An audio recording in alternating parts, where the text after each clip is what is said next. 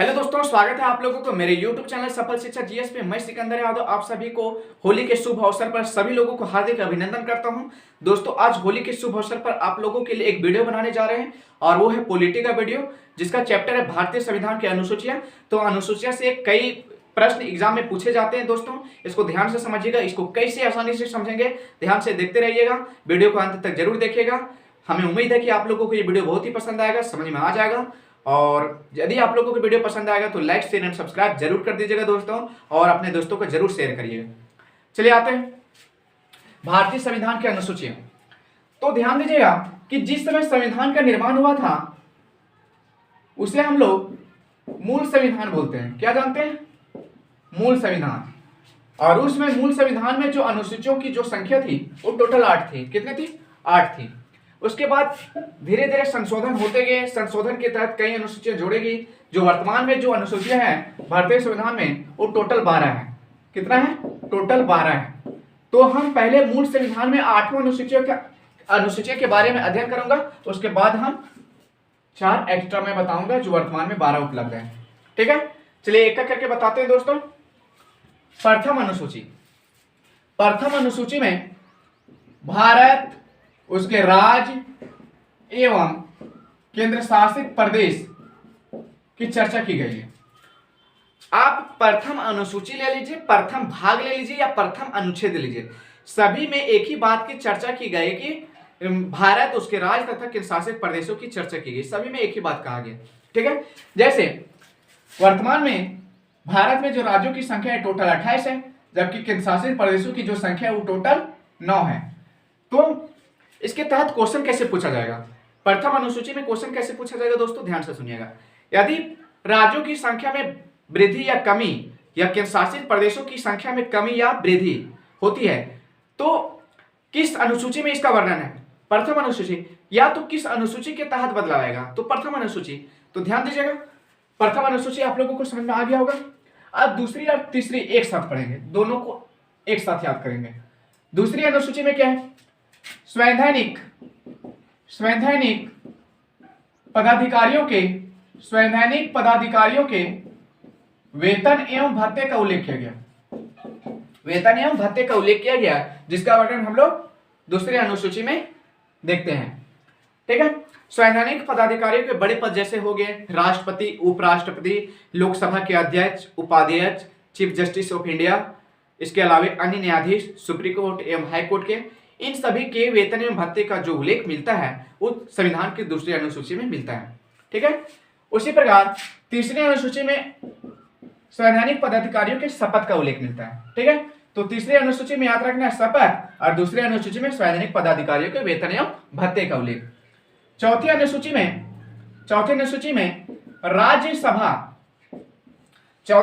में राज्यसभा के सीटों के बंटवारा का उल्लेख किया गया है। क्या चीज का? राज्यसभा के सीटों के बंटवारा को एक साथ याद करेंगे, दोनों एक जैसा है। ठीक है, तो पांचवी अनुसूची में क्या कहा गया है? ध्यान से सुनिएगा कि पांचवी अनुसूची में कि अनुसूचित जाति एवं जनजाति के प्रशासन का उल्लेख है। प्रशासन की सुविधा दी गई है। अनुसूचित जाति एवं जनजाति के प्रशासन की सुविधा दी गई है, और वह पूरा संपूर्ण भारत में। कहां पे? पूरे संपूर्ण भारत में।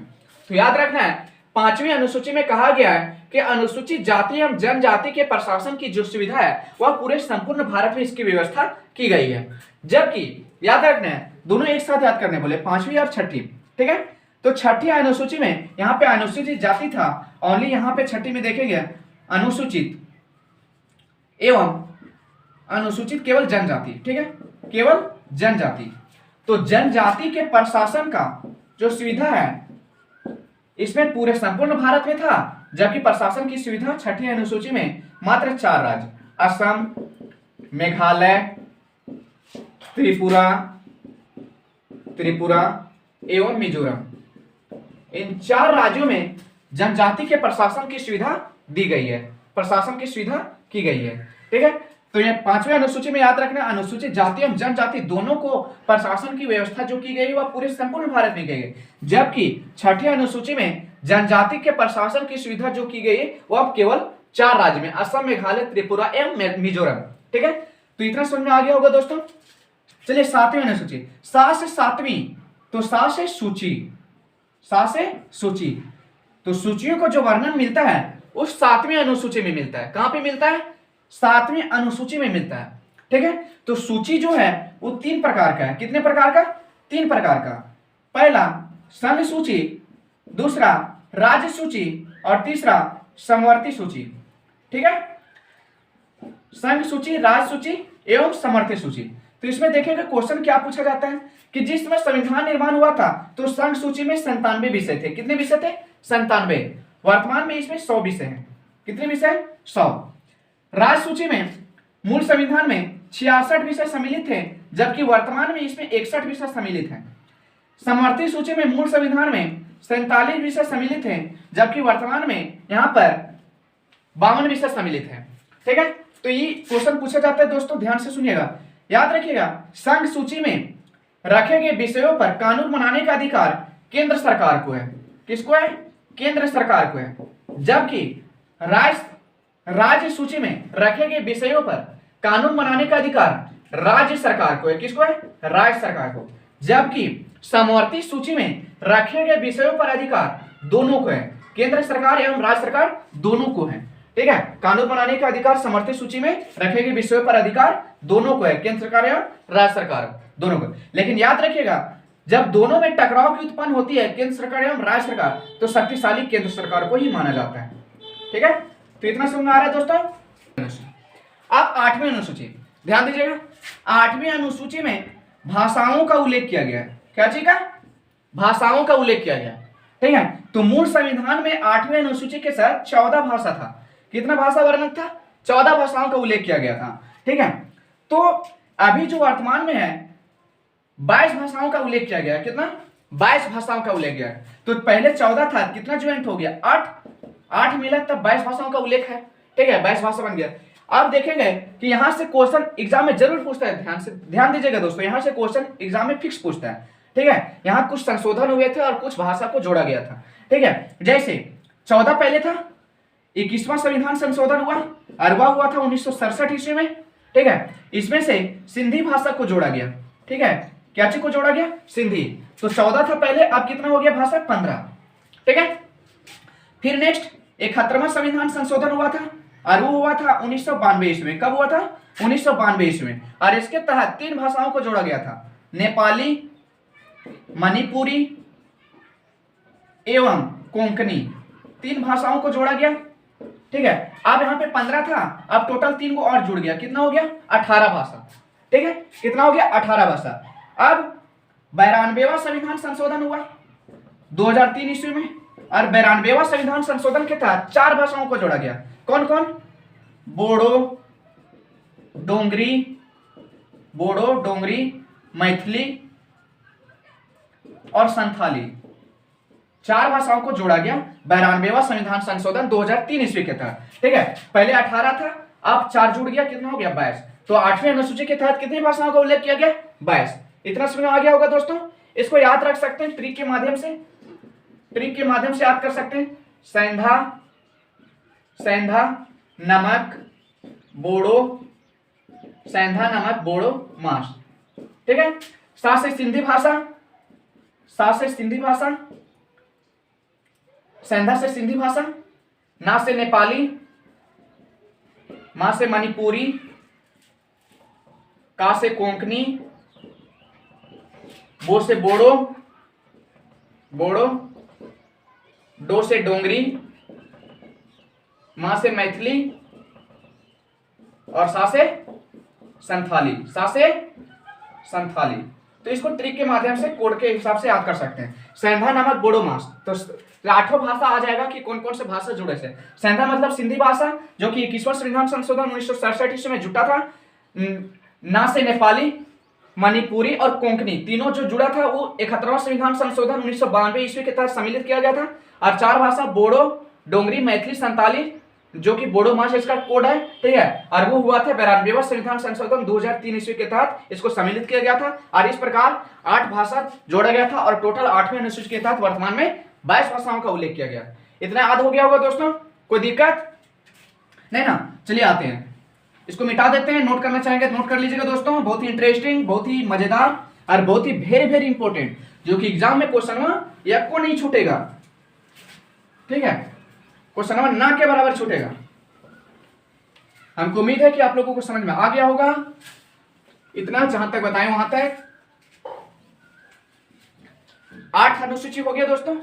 अब 9वीं अनुसूची, 10वीं,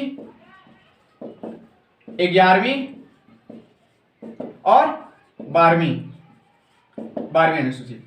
ठीक है, ध्यान दीजिएगा। पहले मूल संविधान में 8 था और 4 जो अनुसूची है इसको कुछ संशोधन के तहत जोड़ा गया था। ध्यान दीजिएगा, 9वीं अनुसूची को पहला संविधान संशोधन, प्रथम संविधान संशोधन, पहला संविधान संशोधन 1951 ईस्वी के तहत जोड़ा गया। कब जोड़ा गया? प्रथम संविधान संशोधन 1951 ईस्वी के तहत 9वीं अनुसूची को जोड़ा गया। आने के संविधान के बाद पहला ही संविधान संशोधन हुआ और उसमें 9वीं अनुसूची को जोड़ दी गई। तो इसमें क्या था? इसमें क्या हो रहा था कि भूमि समस्या हो रही थी, भूमि बंदोबस्त का दिक्कत हो रहा था लोगों के पास, तो उसी भूमि सुधार व्यवस्था को लागू किया गया था इसके अंतर्गत, 9वीं अनुसूची के अंतर्गत। तो भूमि सुधार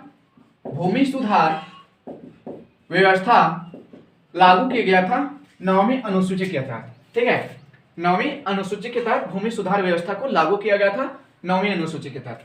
ठीक है, और कब जोड़ा गया था 9वीं अनुसूची? पहला संविधान संशोधन 1951 ईस्वी में। अब 10वीं अनुसूची, दा से याद रखना है, दा से 10वीं, तो दा से दल बदल, दा से दल बदल। ठीक है, तो और यह संविधान, यह जो 10वीं अनुसूची जोड़ी गई थी वह 52वां संविधान संशोधन, 52वां संविधान संशोधन 1985 ईस्वी में। ठीक है, तो इस दौरान क्या हो रहा था दोस्तों? दल बदल का प्रावधान चल रहा था।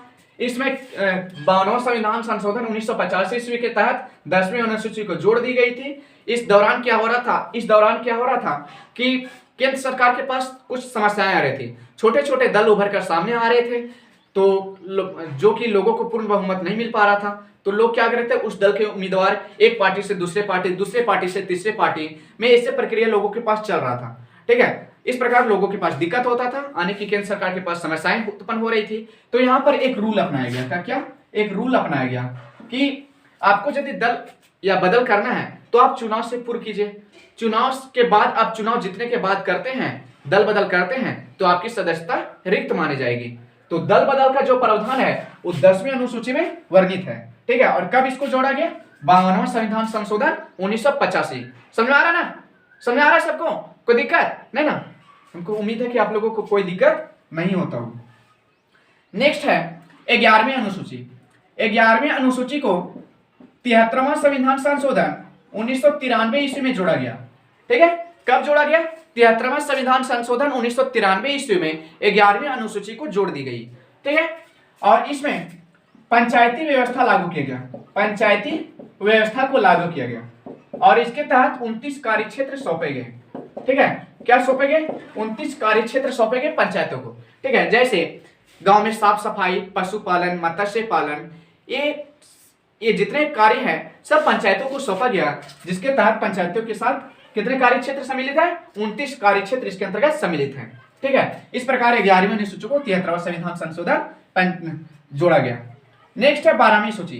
ठीक है, इसको भी 73वां संविधान संशोधन के तहत 1 जून 1993 ईस्वी को जोड़ा गया। कब जोड़ा गया? ये डेट बहुत इंपॉर्टेंट है कि 12वीं अनुसूची को 73वां संविधान संशोधन, वही संशोधन हुआ था लेकिन इसमें डेट था 1 जून 1993 ईस्वी को। तो ये डेट इंपॉर्टेंट हो जाता है दोस्तों, ध्यान दीजिएगा कि 12वीं अनुसूची को 73वां संविधान संशोधन 1 जून 1993 ईस्वी को जोड़ा गया और इसमें नगर व्यवस्था, नगर प्रशासन का व्यवस्था किया गया।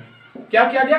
नगर प्रशासन की सुविधा की गई और इसमें 18 कार्य क्षेत्र सौंपे गए, 18 कार्य क्षेत्र सौंपे गए। ठीक है दोस्तों, आप लोगों को समझ में आ रहा है? इंटरेस्ट आ रहा है ना? समझ में आ रहा है? तो 9वीं अनुसूची को पहला संविधान संशोधन 1951 ईस्वी में भूमि सुधार व्यवस्था को लागू किया गया। 10वीं अनुसूची में दल बदल का प्रावधान किया गया था और यह जोड़ा गया था 52वां संविधान संशोधन 1985 ईस्वी के तहत। 11वीं अनुसूची को 73वां संविधान संशोधन 1993 ईस्वी में, इसमें पंचायती व्यवस्था को लागू किया गया जिसको 29 कार्य क्षेत्र सौंपे गए। 12वीं अनुसूची या भी 73वां संविधान संशोधन 1 जून 1993 ईस्वी को जोड़ा गया। इसमें नगर प्रशासन की सुविधा की गई और इसके तहत 18 कार्य क्षेत्र सौंपे गए। तो आप लोगों को, हमें उम्मीद है कि आप लोगों को ये वीडियो बहुत ही पसंद आया होगा और हमें उम्मीद है कि ये वीडियो अच्छे तरीके से आप लोगों को समझ में आया होगा और पसंद भी आया होगा। ठीक है दोस्तों, तो यदि आप लोगों को वीडियो पसंद आया होगा तो लाइक शेयर एंड सब्सक्राइब जरूर कर दीजिएगा और अपने दोस्तों को जरूर शेयर करिएगा दोस्तों। ठीक है, तो नेक्स्ट वीडियो हम फिर लेके आएंगे और बहुत ही इंटरेस्टिंग वीडियो लेके आएंगे दोस्तों। ध्यान दीजिएगा, मेरे चैनल में जो नहीं जुड़े हैं वो चैनल को सब्सक्राइब जरूर कर लीजिएगा। ठीक है, और बेल ऑल कर लीजिएगा, बेल आइकन ऑन कर लीजिएगा ताकि जितना भी वीडियो बनाएंगे सब आपको नोटिफिकेशन मिलते रहेगा। ठीक है दोस्तों, हैप्पी होली सबके लिए, सभी के लिए। ठीक है, जय हिंद, जय भारत, धन्यवाद।